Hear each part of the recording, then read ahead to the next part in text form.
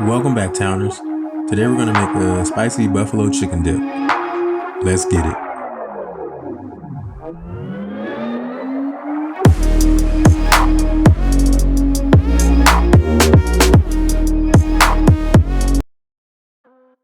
Alright, Towners.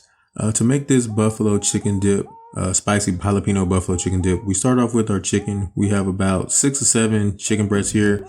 These chicken breasts are pretty small. It would be about a total of 2 or 3 large chicken breasts. They're boneless, skinless chicken breasts, so we just basically popped it straight into the pan over some olive oil over about medium-high heat and let that just continue to cook to defrost a bit. Once it defrosted a bit, we took the lid off and added some salt and pepper to it and popped the lid back on and let it cook for about another 2 to 3 minutes. Flip the chicken over and hit the additional side with some additional salt and pepper also. And then at that point, we basically just pop the lid on top of the chicken and just let it continue to cook until the internal temperature reached about 165. If all of the liquid runs out and you feel like it's starting to burn, feel free to add a little bit of water to that pan and let it continue to cook. But once it hits that temperature, you're good to go. While that was continuing to cook, we went ahead and started to cook our additional ingredients to that to make our buffalo sauce. We went ahead and chopped up an onion and some of our homies, the jalapeno, and sauteed that for about a minute or two with some olive oil just to get some color on our veggies and some additional flavor for that. We then chopped up about 3 or 4 cloves of garlic and added that to our pan as well and let that go for about 30 seconds. While all of that was cooking, we had a bowl in the microwave with some unsalted butter and our cream cheese. We cooked that for about 2 minutes and then poured that into our skillet with our veggies. We're basically just doing this quick and easy in one pot, so that way easy cleanup and we don't have to waste any additional dishes or anything. It's basically the same process you would have if you were to have a bowl on the side with a saucepan, heating up the butter and added in the hot sauce to that, then add in your onion powder, garlic powder, all your seasons and everything. We're just doing this all in one pot using fresh onions and garlic and everything, so you got all of your additional flavors all right there. Just mix it and then you're good to go. So we mixed up our cream cheese as best as we could, and then we added in our hot sauce to the pan and just continue to mix this together. I probably should have been using a whisk right here. This spatula was doing a job, but there were still some clumps in it, but that's perfectly fine. As it heats up, it'll all melt down. The cream cheese will melt down and it'll be a nice mixture. Here it is. We let it go on low for about 5 minutes or so on the simmer setting, and that was good to go at that point.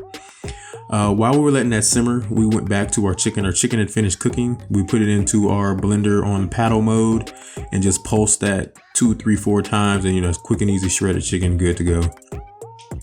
Once we finished mixing up our chicken, as you can see here is all of the chicken that we had. This isn't actually all of it. This is about 3 or 4 cups worth. We still had some left over that we just saved, put to the side.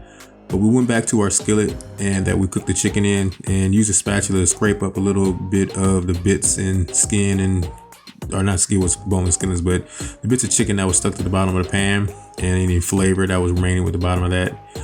We poured in our chicken into the pan, and then we got our buffalo sauce cheese mixture with the jalapenos in it and basically just poured that right over top.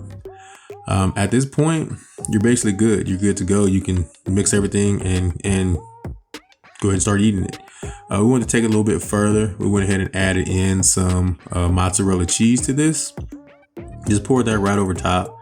The heat from the buffalo sauce is enough to mix this through. If you want, you could put this on a very low simmer also and let it continue to cook a little bit more, but it's really not necessary. The heat from that cheese sauce is already hot, so that'll melt the cheese enough. You can see here, it just melted instantly.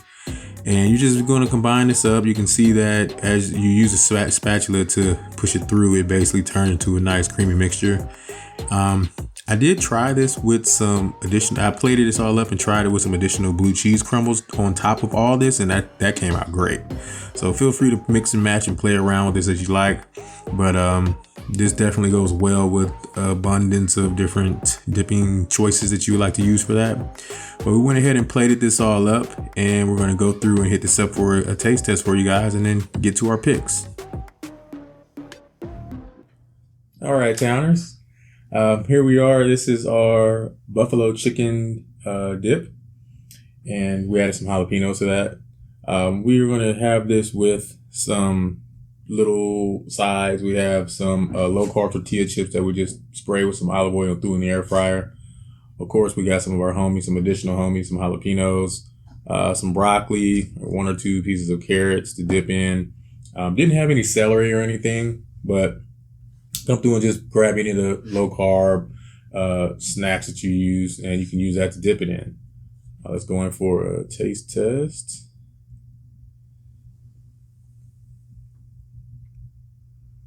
Hopefully you can see this and not zoom in on my eyes, but if you zoom in on my eyes, hey.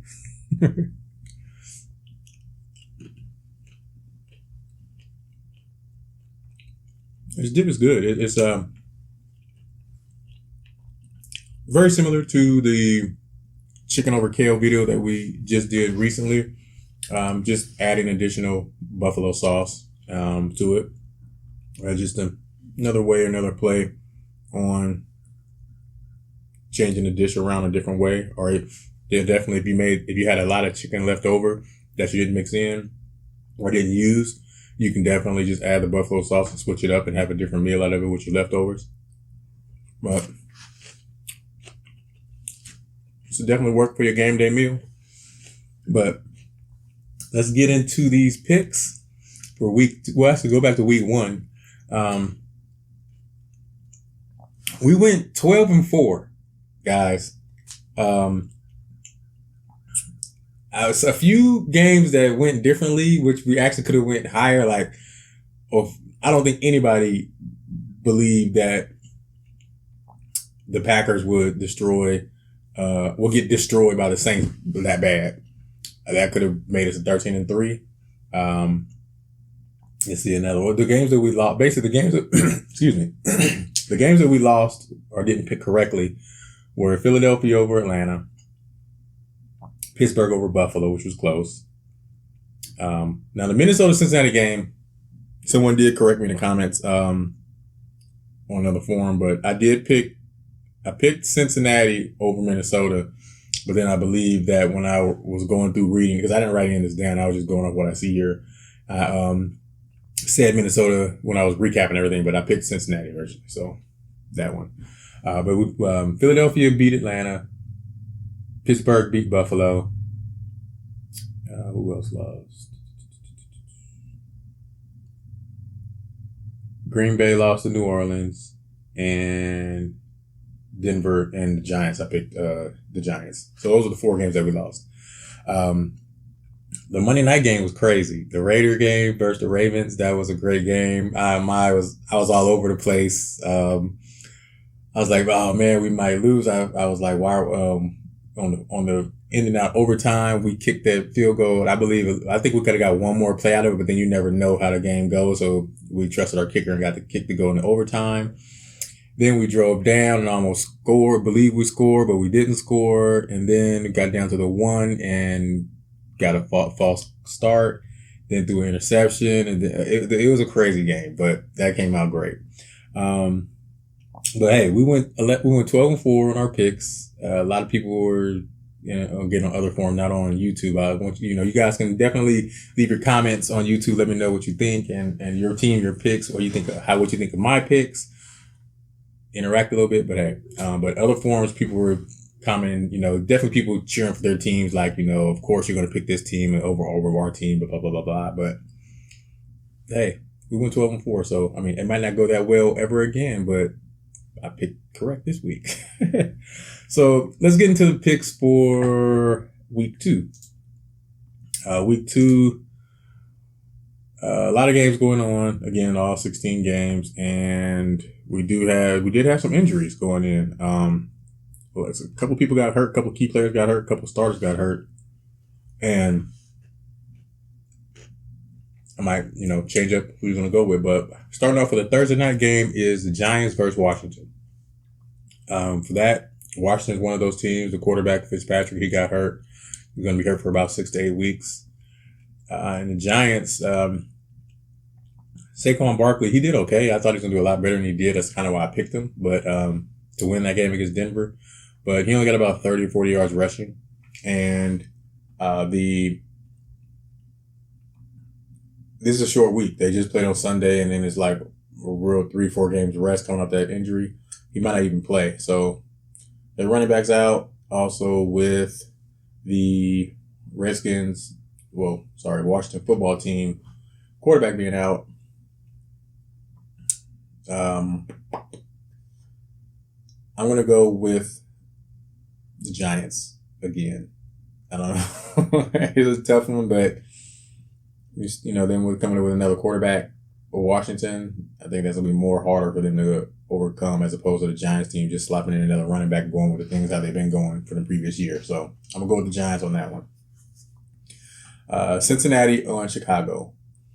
Cincinnati did very good. They came out in a squeaker in overtime.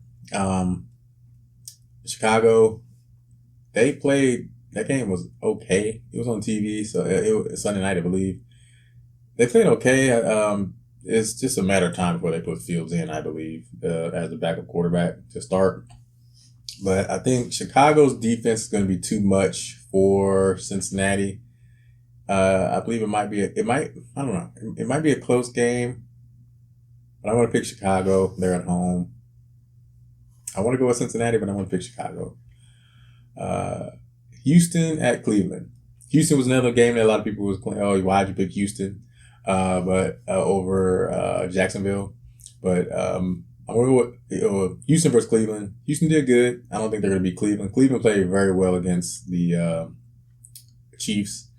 But I'm going to go with Cleveland this week. Next, we have the LA Rams versus Indianapolis Colts. The Rams played great. Stafford was throwing bombs out there, catching them. They're bromance him and the coach with their photographic memories and everything. Sorry, my glasses. I can't even see at all. Rams and Colts. The Colts won. No. Rams won. I'm just stuttering right now. Rams versus Colts. We're going to go with the Rams. Buffalo versus Miami. The game is in Miami. Miami won their game against New England. Buffalo lost to the Steelers. I think Buffalo's going to redeem themselves. Division game is going to be tough, but I'm going to go with Buffalo on this one. I don't think they're going to start off 0-2. New England versus the New York Jets. Both lost their first games, but I'm going to go with New England on this one. I think their coaching staff and everything's going to have them more prepared than the Jets. New acquired coaching staff, plus they have a lot of young pieces going on. So we're going to go with the Patriots on that one. San Francisco versus Philadelphia. San Francisco had a great game, scored a lot of points. The running back, Mostert, which I really like, he got hurt very early in that game. Basically, I think he decided to have season-ending surgery, so he's done for the year. But they have all the rest of their pieces there. Philadelphia, they shocked me and played very well against Atlanta. It looks like that combo of Hurts and the new wide receiver, Alabama combo, might be doing pretty well for them. But I'm going to go ahead and pick San Francisco for this game. The Las Vegas Raiders versus Pittsburgh. Raiders are going to win this game. I know everyone's going to say that I should pick the Steelers to go with the correct numbers and everything, but if I lose the game, I'm going to put an asterisk next to it saying I should have picked them, but I'm going to pick the Raiders. The Raiders played really well. They had a few lapses, but, I mean, you can't fault Lamar Jackson from just running a crazy run. Our defensive line did good. We need to do better with our linebacking core and our cornerbacks, but the defensive line played a lot better. I don't know if it may have been just our defensive line was better than their Ravens offensive line, but we were moving the ball well on offense. Our offense was doing good. Waller dropped a couple of passes that he should have caught, which would have made the game a lot smoother and early on instead of that comeback at the end. The Steelers, they just did a great job all around. Big Ben's doing his thing. But I'm going to pick the Raiders on this one. New Orleans versus Carolina. Jameis Winston, that's the name that I could not think of when I was like the New Orleans Saints quarterback last week. But Jameis Winston, he played great. He had like 5 touchdown passes with the least amount of passes thrown ever. He had a great game. But New Orleans Saints versus... get on there. New Orleans Saints versus Carolina. I'm going to go with New Orleans just based off of how they performed that first game. Carolina, did okay. But New Orleans they performed so well that game that I'm going to keep that momentum and just pick them going forward with Carolina.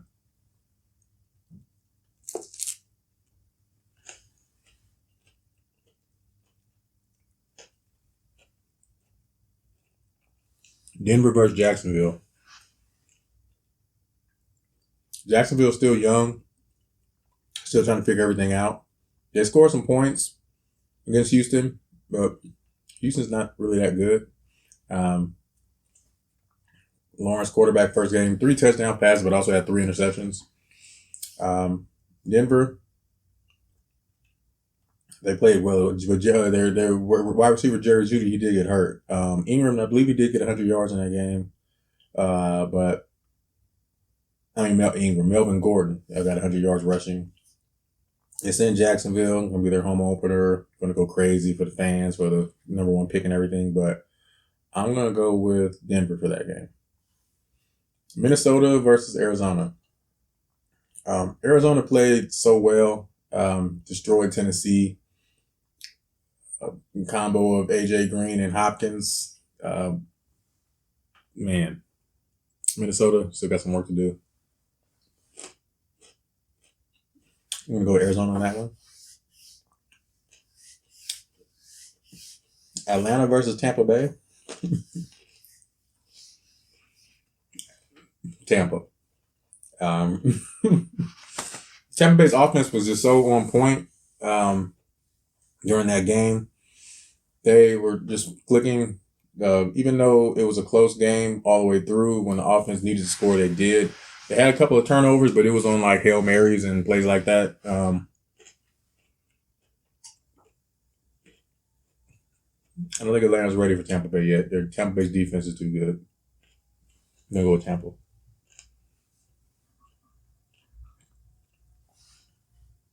Dallas versus the LA Chargers. Like I said, Dallas Cowboys, the game versus Tampa, Dallas is scoring like crazy. Dak looked great coming off that injury. They say they're going to keep monitoring his shoulder from his injury that he had after the fact. But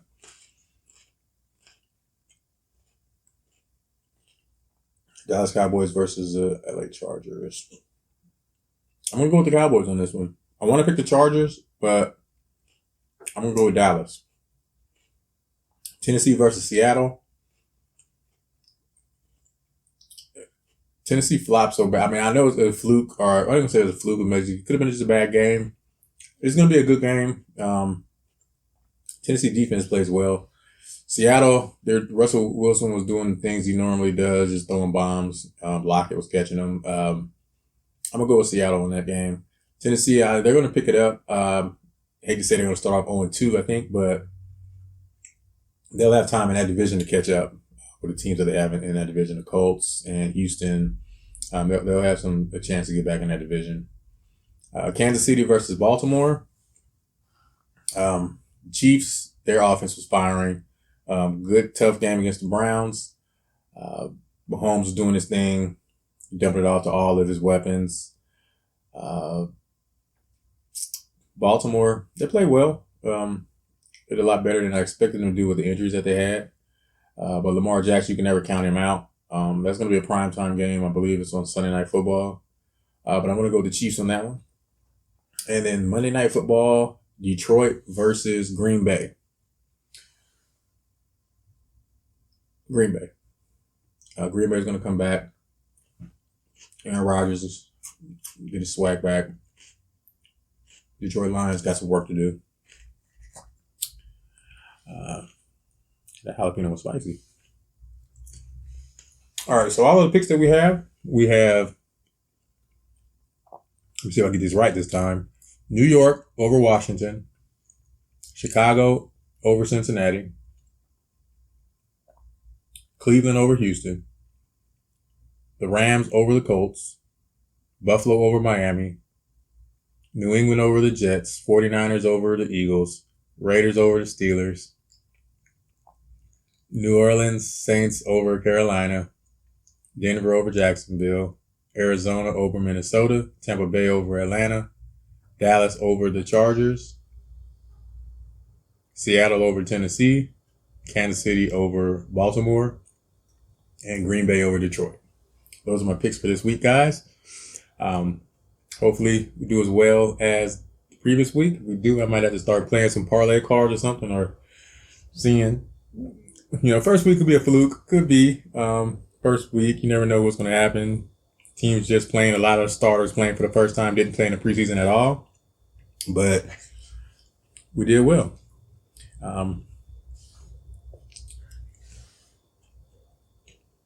Let me know in the comments your favorite team again. If you disagree with any of my picks, you like any of my picks. Let's talk about football. Also, throw in some of your game day foods that you like to prepare. Maybe give some ideas for me to prepare on future videos. Hang out and eat with you guys. But thank you guys for watching. As always, enjoy. This recipe was recommended by YouTuber Black Tie Kitchen. He's a fellow YouTuber. He also does keto and low carb meals. We were chatting on his page, and he was like, "This is a good recipe to make for your football series." I was like, "I like buffalo chicken dip," so went ahead and tried it out. Made it before, but not for the channel yet. So it all worked in hand. But go ahead and check out Black Tie Kitchen. He does keto and low carb recipes, but he does a lot. He puts a lot of thought and effort into his video. He is basically doing skits. Well, it's not in the same realm, but he actually reminds me of like Alton Brown on Food Network. How he plays a lot of characters and he puts on the whole show. It's basically like just watching TV. He makes his meal. He has additional characters coming. He plays all the characters. Like he did a pizza video where he was eating pizza, and the doorbell rang. He went to answer the door. He was the delivery person. Brought the food in. He plays a lot of roles on it. He had a ice cream video where he makes what he does. He does the normal version or the original version. I'm saying normal, regular, basically real ice cream or regular pizza from a company, whatever. And then he'll eat it or taste it out and try it, and then he'll make his keto version of it. Step by step to show you how to make it. But it's just a lot of thought, a lot of time, and you can tell it's made. His videos are made very well. I couldn't do that. But I really enjoy his content. Follow him, subscribe, and all that. So I'll definitely post a link to his channel on his page. But if anybody else has any questions or any recipe ideas or again your favorite game day foods, just go ahead and throw them out there, and we'll see what we can do if it fits into what we're doing. But again, thank you guys for watching and enjoy. Enjoy. And please subscribe. Enjoy. Hey Towners, please like, share, and subscribe. If you have any questions or comments, please feel free to leave them in the comment section. All ingredients and directions are listed in the description box below each video. And as always, thank you guys for watching.